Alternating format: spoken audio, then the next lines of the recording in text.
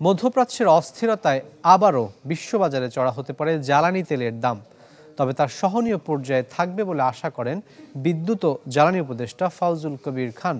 সচিবালয়ে সাংবাদিকদের সাথে আলাপকালে তিনি বলেন যে গ্যাসের মজুদ কমে আসায় চাহিদা অনুযায়ী সরবরাহ করা যাচ্ছে না, এজন্য এলএনজি আমদানি করতে বাধ্য হচ্ছে সরকার।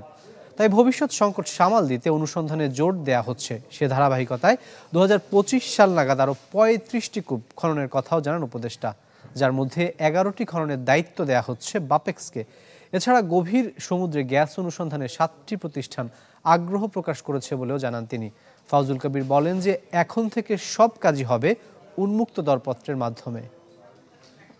প্রত্যাশা যেটা সেটা হচ্ছে যে এটা হয়তো সীমার অতিক্রম করবে না আর কি, কিন্তু আমরা উই আর প্রিপেয়ার্ড যে এটা হবে, একটা অস্থিরতা, জ্বালানি বাজারে একটা অস্থিরতা দেখা দেবে। সবাই বলে যে বাপেক্সকে সুযোগ দেওয়া হয় না, এবার আমরা সেই সুযোগটা দেব। এখন দেখবো যে এই সুযোগের কি হয়।